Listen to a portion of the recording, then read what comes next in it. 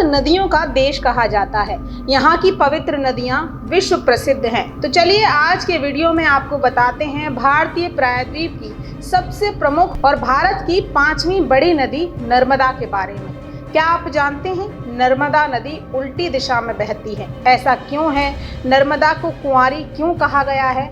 आइए जानते हैं नर्मदा नदी के भौगोलिक, सांस्कृतिक और धार्मिक महत्व को। माता के रूप में पूजनीय नदी नर्मदा मध्य प्रदेश की सबसे प्रमुख नदी और वहाँ की जीवन धुरी है। भारत की 4 प्रमुख नदियाँ गंगा, यमुना, सरस्वती और नर्मदा, जिन्हें 4 वेदों के रूप में भी माना जाता है, जिनमें गंगा को ऋग्वेद, यमुना को यजुर्वेद, सरस्वती को अथर्ववेद और नर्मदा नदी को सामवेद के रूप में माना गया है। सामवेद को विभिन्न कलाओं का वेद माना जाता है और नर्मदा को सामवेद के रूप में पूजनीय माना जाता है। ऐसा इसलिए क्योंकि नर्मदा के किनारे दुनिया में सबसे पहले मानव सभ्यता, संस्कृति और विभिन्न कलाओं का विकास हुआ। आज भी नर्मदा नदी के किनारे पर्वत से गांव और शहर अपनी प्राचीन सभ्यता, संस्कृति, लोक कला और परंपराओं के लिए जाने जाते हैं। विंध्य की पहाड़ियों में बसा अमरकंटक एक वन प्रदेश है जो नर्मदा का उद्गम स्थल माना जाता है। यहाँ से निकलकर करीब 8 किलोमीटर की दूरी पर दुग्धधारा नमक जल प्रताप और 10 किलोमीटर की दूरी पर कपिल धारा नमक जल प्रताप है।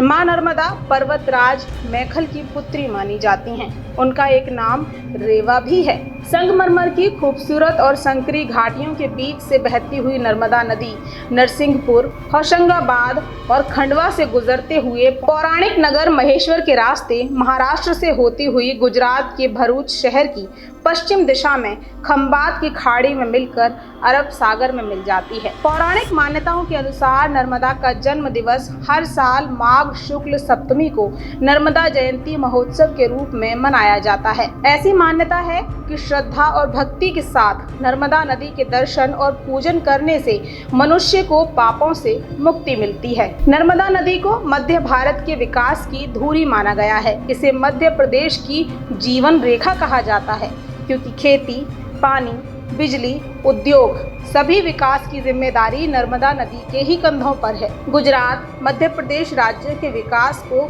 संभव बनाने के लिए नर्मदा नदी का हष्ट-पुष्ट होना जरूरी है। हालांकि वर्तमान में जंगलों की बिगड़ती हालत नर्मदा में गंभीर समस्याएं पैदा कर रही है। भारत में नर्मदा एक ऐसी नदी है जो उल्टी बहती है।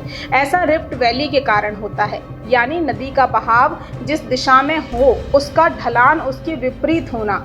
इसी ढलान की वजह से इसका बहना पूर्व से पश्चिम दिशा की ओर है। वैसे ताप्ती, माही और दामोदर भी पश्चिम की ओर ही बहती हैं। हाँ, प्रायद्वीप भारत में नर्मदा के अलावा सिर्फ ताप्ती है जो पूर्व से पश्चिम में बहती है।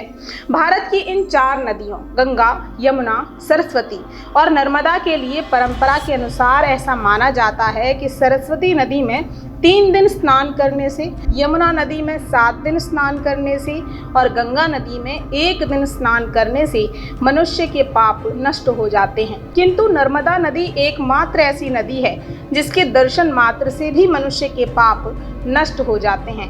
अमरकंटक पठार से उत्पन्न होकर नर्मदा 1312 किलोमीटर पूर्व से पश्चिम की ओर बहती है।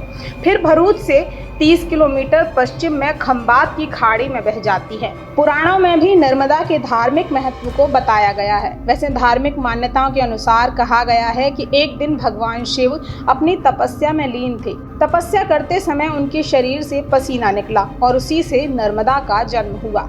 नर्मदा का अर्थ है सुख प्रदान करने वाली, इसलिए भगवान शिव ने उन्हें आशीर्वाद दिया और कहा कि व्यक्ति के तुम्हारे दर्शन मात्र से ही सब पाप नष्ट हो जाएंगे। स्कंद पुराण में बताया गया है कि राजा हिरण्यतेजा अपने पितरों का तर्पण करने के लिए धरती पर सभी तीर्थों पर गए, लेकिन उनके पितरों को मोक्ष नहीं मिला।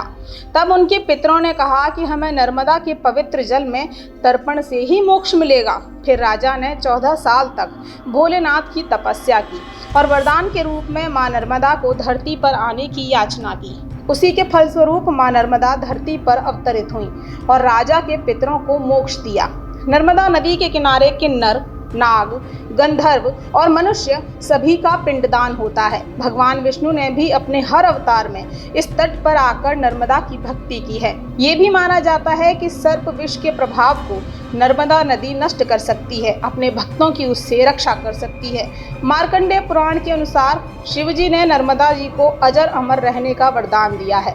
शिवजी ने नर्मदा को वरदान दिया कि हे नर्मदे, तुम्हारे तट पर जितने भी पत्थर हैं वे सब मेरे वरदान से शिवलिंग रूप हो जाएंगे। इसीलिए कहा जाता है कि नर्मदा का हर कंकड़ शंकर है। नर्मदा को कुंवारी नदी भी कहा जाता है क्योंकि उन्होंने आजीवन कुंवारे रहने का फैसला लिया था। कहते हैं नर्मदा को प्रेम में धोखा मिला, तभी से उन्होंने उल्टा बहने और कुंवारे रहने का निश्चय किया और इसीलिए वो उल्टी दिशा में बहती आ रही हैं। भगवान शंकर के पसीने से 12 साल की कन्या के रूप में उत्पन्न हुई नर्मदा जब वे पर्वतराज मैखल की पुत्री हुई तो राजा मैखल ने उनका विवाह तय करने का निश्चय किया। राजा ने कहा कि जो भी व्यक्ति गुलबकावाली का फूल लेकर आएगा वही राजकुमारी से विवाह कर सकेगा। राजकुमार सोनभद्र ने यह शर्त पूरी की। फिर नर्मदा और सोनभद्र का विवाह तय हो गया। विवाह तय होने के बाद नर्मदा ने सोचा कि क्यों ना एक बार राजकुमार सोनभद्र को देख लिया जाए, तो उन्होंने अपनी सखी जोहिला को साज श्रृंगार कर राजकुमार के पास संदेश लेकर भेजा। बहुत समय बीतने के बाद भी नर्मदा की सहेली जोहिला वापस नहीं आई तो राजकुमारी को चिंता सताने लगी। राजकुमारी नर्मदा खुद उनकी खोज में निकली। तब उन्होंने देखा कि जोहिला और सोनभद्र साथ में हैं। ये देखकर नर्मदा को बहुत दुख हुआ और उन्होंने आजीवन कुंवारी रहने का निर्णय लिया। क्योंकि दासी भी पूरी तरह से सुसज्जित थी तो सोनभद्र को पहचानने में गलती हुई और दासी जोहिला इतने बड़े पराक्रमी राजा को खुद के प्रेम में पड़ता देख कुछ बोली नहीं।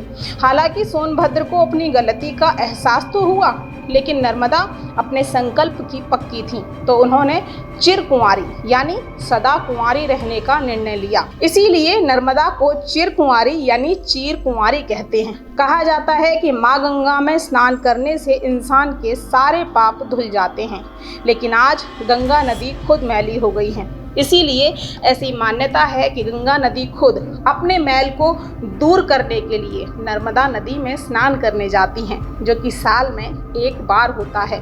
तो ये है नर्मदा के चिर कुंवारी या चीर कुंवारी कहे जाने की कथा और पौराणिक मान्यताओं के अनुसार नर्मदा के उल्टे बहने की वजह।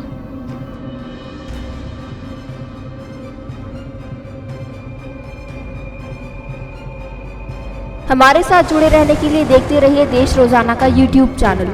सब्सक्राइब कीजिए, साथ ही देश रोजाना की खबरें सबसे पहले देखने के लिए प्रेस कीजिए बेल आइकन।